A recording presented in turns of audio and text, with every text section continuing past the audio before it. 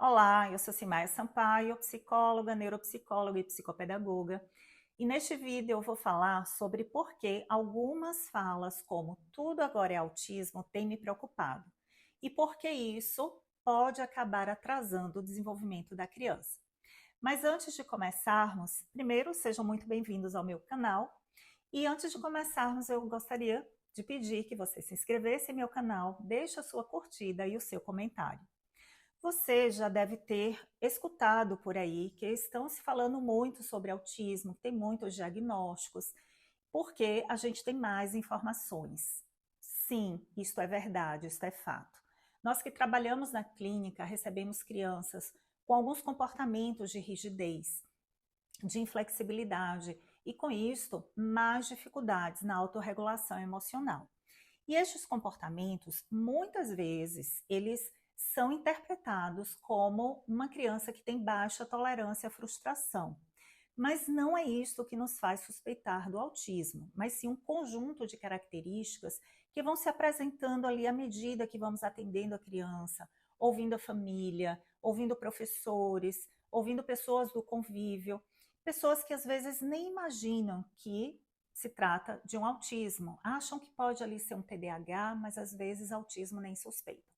Isso, gente, pode acabar atrasando muito o tratamento adequado para estas pessoas que precisam ser treinadas em habilidades sociais, para que não tenham ainda mais prejuízos no futuro. Nem toda pessoa com autismo apresenta estereotipias evidentes. Às vezes, elas realmente não são muito evidentes. Às vezes, elas vêm ali como uma mania, rituais.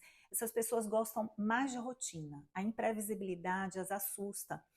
Por isso, muitas delas querem ficar mais em casa, às vezes até saem, mas ficam pedindo para voltar. Muitas realmente não gostam de mudanças. E quando essas mudanças acontecem, elas tendem a ficar mais agitadas. Elas até compreendem emoções, se você mostrar ali algumas figuras, mas tendem a interpretar mal algumas falas e gestos ali presencialmente numa conversa, porque possuem dificuldades em teoria da mente, que é justamente interpretar o ponto de vista do outro e essas nuances sociais. Elas tendem a ser mais literais, às vezes não compreendem figuras de linguagem, piadas. Nem todas as crianças com autismo se isolam. Isso é um ponto fundamental que precisamos entender.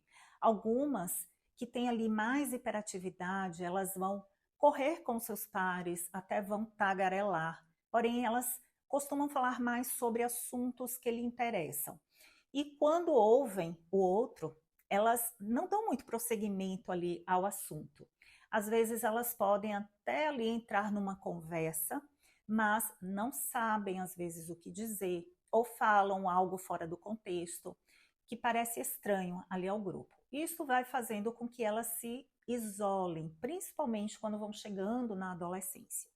Eu tenho pacientes de nível 1 de suporte, muito inteligentes, mas na hora do intervalo da escola, por exemplo, elas preferem ir para uma biblioteca, preferem ambientes mais sossegados, porque o barulho às vezes as incomoda, ou porque elas estão ali com um hiperfoco em um livro, uma revistinha.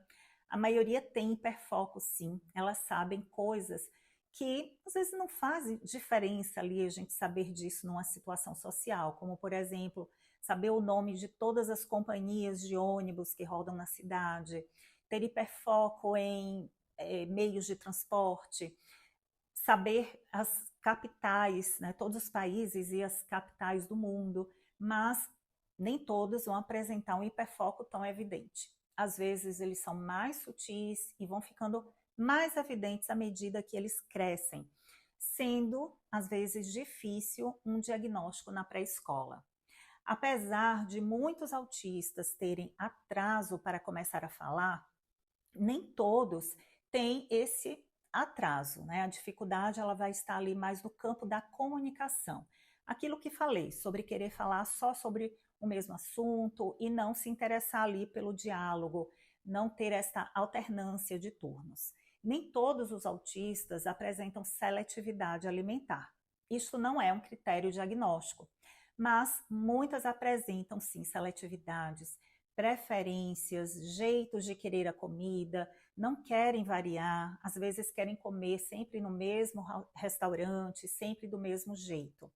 Alguns adultos passaram a vida toda se achando estranhos em algumas situações, mas seguiram, se formaram em medicina, engenharia, pedagogia, qualquer faculdade. Porém, relatam prejuízos sociais. Não querem estar ali em lugares cheios, às vezes não se encaixam, têm um padrão de vida mais caseiro, não gostam de mudanças, têm hipersensibilidade sensorial. Então, para quem diz que autismo é moda, precisa rever este conceito, porque existem mais autistas no mundo do que vocês podem imaginar. Mas existem em diferentes graus. E aqueles que apresentam comorbidades, eles tendem a ter mais sofrimento.